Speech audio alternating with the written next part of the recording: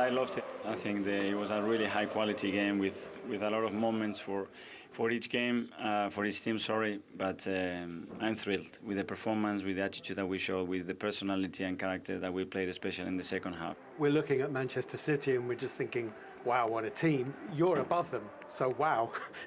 Yeah, but it's just the start. Obviously, we are really happy where we are, but we know the competition, we know the history, what Liverpool has done, and will continue to do in the next few games for sure. And we haven't shown that yet, and that's what we are trying to do. The situation around the penalty, of course, we should have cleared it already. I don't know how many times with one proper shot over the roof of the stand or whatever. That didn't happen, and now I saw it, and it's. I think you can imagine that I don't think that this is a clear penalty. This is a very soft one. But in the end, I think the game is a draw. And then that's for today fine, but now we have nothing, and that's obviously much worse. I think we only have to think about us, not about the other teams.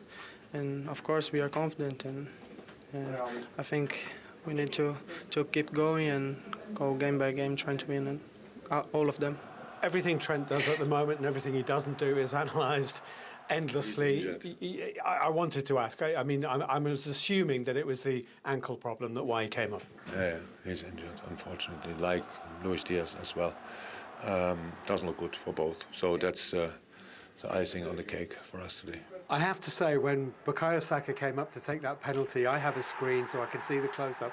He looked about 12 years old, but my goodness me, what a penalty. It's great. Obviously, we all know what happened over a year ago and how he took that situation, and everybody around him was really helpful and supportive. He didn't doubt about what he wants to be on that pitch. He wants to be a leader. He wants to be a game winner. And in order to do that, you have to step in important moments. Today he's done it, and he's given the 3 points to the club.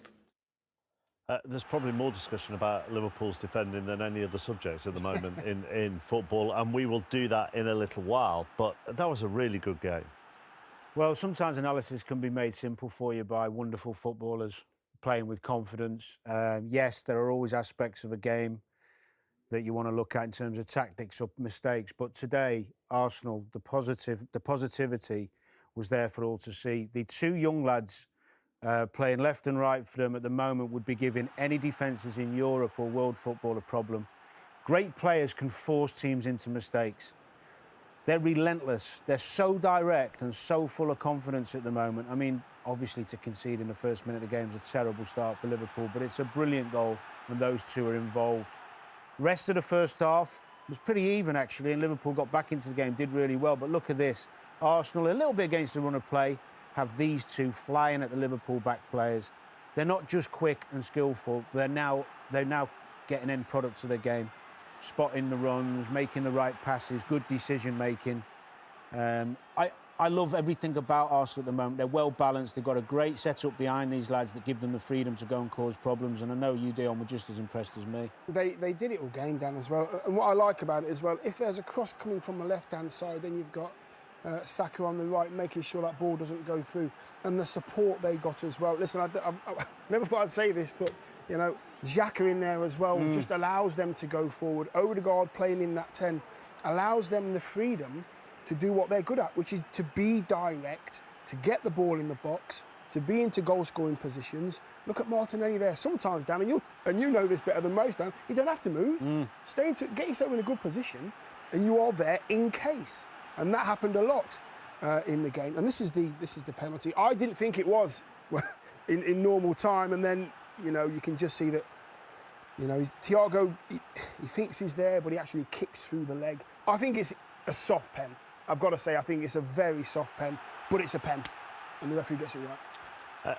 You sort of sensed in the interview at the end there, Mikel Arteta maybe just trying to play things down a little bit, talking about Liverpool's consistency over the years and suggesting Arsenal aren't quite at that stage yet. Given where they are in the table, are they City's closest challengers for you at the moment? It looks like at the moment. I think they're still a long way off City. I don't see them seriously challenging.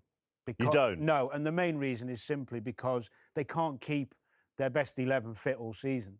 City don't have to because they've got that much quality. I think 2 or 3 of those players come out the Arsenal side and they don't have the strength. They've got good players, but they haven't got the same level of player to go in. So I think when they have a few problems, they'll have the odd bad run, whereas a City, I just don't see. I think right now they have to be in the picture, though, Arsenal. Right now, they have to be in the picture, Arsenal do. It's hard to overlook. They're fighting for second. It's hard to overlook them right now, Dan, because they are the best. I know what you mean, but it's not hard to overlook them based on what City are doing and the reasons I just gave. I just can't. City have got that much strength and depth. I completely I just agree, don't see how they can be stopped. No, City's got the best squad of quality, without a doubt. But at the moment, Arsenal looking very good. Just a final thing on them and an indication of what they're building. They've scored 54 goals via players aged 21 and under in the Premier League under Mikel Arteta, which is 22 more than any other side. So for the whether it's this season or not, the future bodes incredibly well.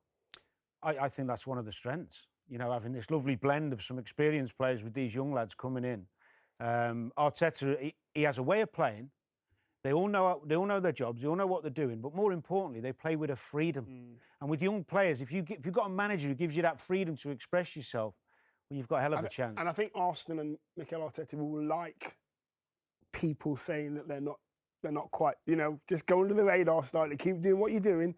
Let's be second favourites. Although you just said they can win. No, I did. But you're saying that, you know, I think City will win. Okay. And you're right. They have got the best squad, City. However, Mikel Arteta will like not being favoured. Well, then you've covered all bases, because Arsenal fans will love you for your positivity. They'll hate you, obviously, but Arsenal's players and manager will like you for your realism. There you go. It's just the harsh facts. Well, if anybody deals in harsh facts, it's you.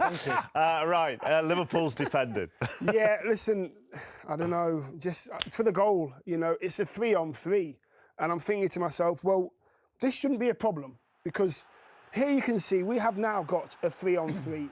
There's not a massive problem here. All you have to do is stay in that 3. You've got a man each, do what you've got to do. I know what Trent Alexander-Arnold's trying to do. He's trying to help his skipper out because Martinelli's quicker. So he's gone out of his space. You've got to trust your skipper. Stay in the middle, get Tsimikas to stay on the left. And if they stay in those positions in a 3, this goal will not happen. Because Trent will be in the middle, Tsimikas will be off, not a problem. Just one worrying other sign. So we're going to see the same bit of action again. And if you just watch in your picture here, Odegaard sprint forward. Thiago sees him. This is your central midfielder, only playing with 2. His reaction to try and get back in is a little bit worrying for me. We know he's a wonderful technician, but really he should be busting a gut to try and get back in, and you shouldn't have your striker, Nunez, overtaking you to try and get in the box to clear the cross. That's a little bit of a concern, especially when you play 2 in the middle. And that's it. Your recovery run should always be a sprint. You get back first, and then you wait for, you know, attackers to come onto you. Well, it's highlighted, Dion, because the fact that Nunez, who's a striker, is sprinted past his midfield player. That's what strikers do, Dan. Strikers work hard. Strikers work hard, Dan. That's what we do. And he was good today, by the way. Yes. It's the positive for Liverpool. Nunez was very, very good today. One more on this. Klopp said afterwards, I think the goals we conceded have nothing to do with the system. Do I have deeper concerns? Yes, of course. I'm not happy. Look, that's what they've done in the last 12 games. That's what they did in the 12 games before that. That is a stark difference. Well, we're talking a few months ago, Liverpool were in every competition looking at making history and winning 4 competitions. So the squad has not got worse in terms of the players, but the mentality's changed a little bit. I think it's hard to change momentum. I said before that complacency set in a little bit, I think, at the beginning of the season for certain members of the team. And I think then trying to flick a switch to get it back on is one of the hardest things in football. It's individual lapses in concentration. That's what it is. That's what he means. Just a quick one on the handball. Liverpool didn't get this. Now, PGMOL say for handball, it's all about proximity and speed. You would both agree that if that had been given, that would have been harsh. Yes, 100%. Yep, 100%. Because of the proximity and speed. This was the one that was given yesterday, though, and that was given as a penalty. That's what's making fans angry. And listening to some Liverpool supporters on my social, how can that be given and then Liverpool's not be given? And that's a fair argument. Yeah. We're all after consistency. How can they both be different decisions? 2 poor decision that against Dan Burn. Poor decision. Right.